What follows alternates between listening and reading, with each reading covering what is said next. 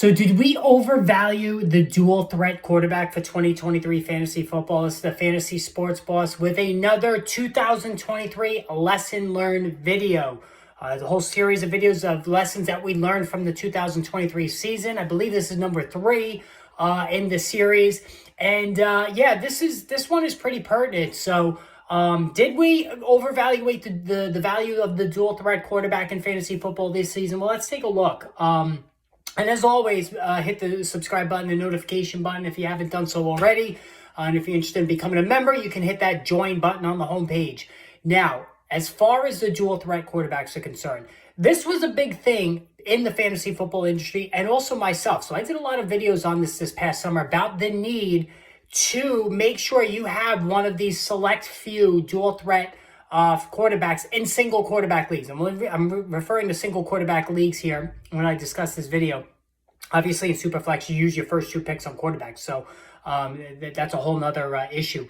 But given what we had seen the prior year in 2022, the notion, and when I say dual threat, guys who both put up fantasy points, passing it and running it, and for me, this was a big deal. Like for somebody, I've always been a value quarterback guy in single quarterback leagues. I've always owned guys like Tony Romo and Matt Ryan and Aaron Rodgers when he came cheap enough, Matthew Stafford, Eli Manning, and I've had quite a bit of success using this method. But all those guys I just mentioned were pretty much stationary pocket passers, but it worked.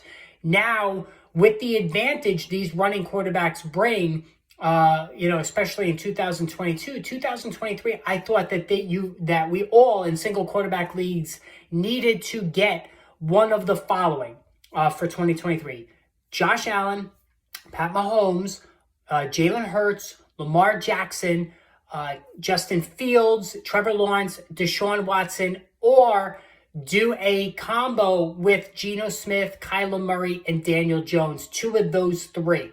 All right, obviously Kyler Murray, we knew he was going to miss time, but Geno Smith, Daniel Jones, and Kyler Murray, 2 of those 3 guys together, so you can flip-flop back and forth. And really, it was guys who were like 300-plus rushing yards, and those were all the guys that I named there. But the way things turned out during the course of the season, this plan really didn't come to fruition. So,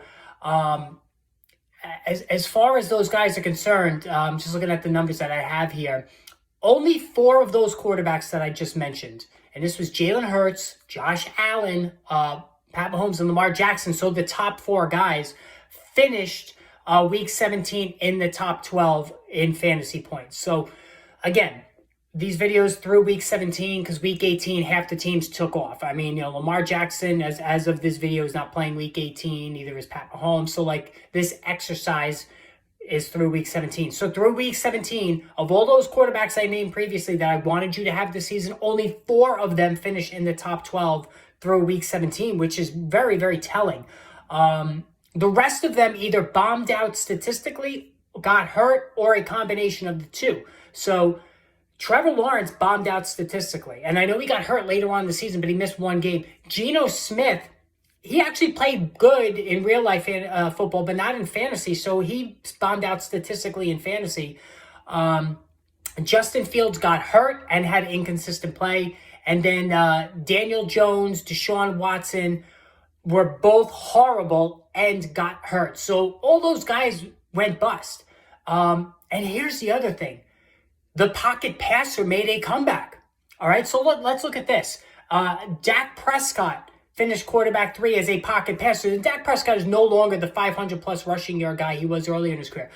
Jordan Love, under 300 rushing yards, finished quarterback 5. Brock Purdy, who did virtually no running, quarterback 6. Jared Goff, under 50 yards rushing, quarterback 8. Baker Mayfield, quarterback 9. We know he doesn't run. And Tua Tagovailoa, another guy who just never runs, quarterback 10. And C.J. Stroud, the rookie, even though he can run, he was a pocket guy. He finished quarterback 12. So 1, 2, 3, 4, 5, 6, 7 pocket passers finished in the top 12, while only 4 of the 10 names that I mentioned finished in the top 12. So, Goff, Mayfield, and Tagovailoa, all three of them failed to top even 160 rushing yards. So again, it looks like we overvalued the dual threat quarterback. So, this is something that going forward now into 2024, we should keep an eye on. Now, the top guys came through. So Josh Allen, QB1, Jalen Hurts, QB2, Lamar Jackson, QB3, Pat Mahomes, I think, what is he, like QB5 or 6 after week 17. So all those guys made hay, right? But the rest of them didn't. And nobody's going to be drafting Daniel Jones next season. Nobody's going to be drafting Deshaun Watson, probably very late. I'm talking again about single quarterback leagues. Justin Fields obviously will get drafted, so will Kyler Murray. Trevor Lawrence as well. Trevor Lawrence took a step back that was very disappointing to see. It was very, very shocking to me how poorly he played with all of those offensive weapons he had. So I'm very leery about him. And I admit I was completely wrong about him. I'm leery about him going forward. Now, Kyler Murray looked like the old Kyler Murray when he came back this season. And he's interesting to me as a value guy because his price tag is not going to be very high in fantasy. He's probably going to go in that QB 7 to 9 range. Obviously, if Hurts, Allen, Burrow, Jackson, Mahomes, those are your top 5. And then I still think Justin Fields, depending where he goes, I think Justin Fields, if let's say it's Atlanta, right? Could you imagine if he goes to Atlanta with all those offensive weapons there? He's going to be highly sought after again. I don't think there's any question about that. Trevor Lawrence will become a value. And then you're again looking at the pocket passers. Dak Prescott coming off an MVP type season. He's back in the good graces of the fantasy community. CJ Stroud has upside. So to me, it's either you do this one of two ways. You either draft one of the big 4. All right? I don't think Joe Burrow is a big 4 because he doesn't run enough. It's either Mahomes, Jackson, Hurts, or Allen. I have it ranked Allen, Hurts, Jackson, Mahomes. Could flip Mahomes, Jackson, depending what the Chiefs do offensively. But failing to get one of them, and I'm fine with using a 3rd-round pick on them. Failing to get one of them, I'm going value here. Because again, Jordan Love is a top 10 guy.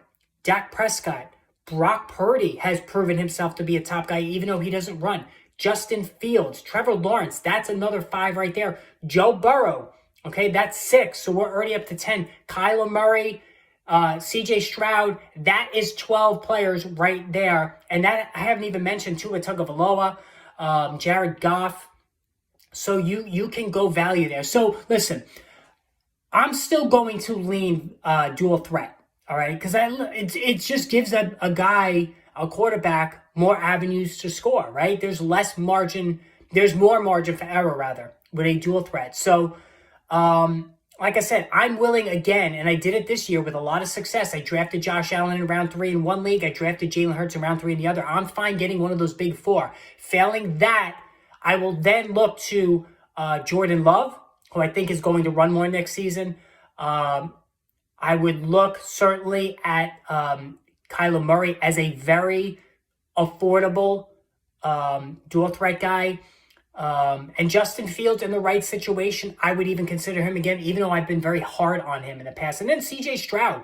I think the injury, the concussion that put CJ Stroud out for a few games at the end of this season will actually help his draft price next year. So that's something to keep an eye on as well. And I didn't even mention Anthony Richardson.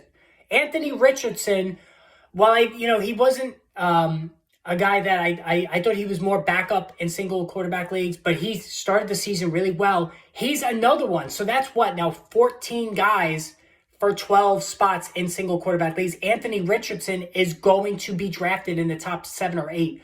I don't think there's any question about it, even though he's got a lot to prove, both performance-wise and if he can stay on the field healthy. So there you have it again. I'm going to get one of the top 4, Allen, Hurts, Mahomes, Jackson.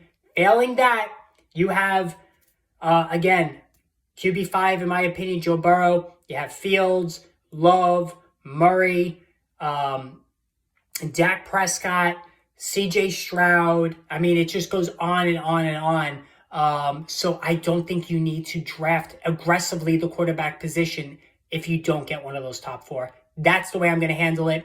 I do like Jordan Love. I'm going to focus on Jordan Love, CJ Stroud, Kyler Murray. And if I can get Trevor Lawrence as a backup, he could fall to backup status given how poorly he played this season. I'm willing to do that as well. So that's how I'm playing the quarterback position. What do you guys think? Did we overvalue the dual threat quarterback this past season? Post in the comments below. Let me hear what you think. More videos coming soon, so stay tuned.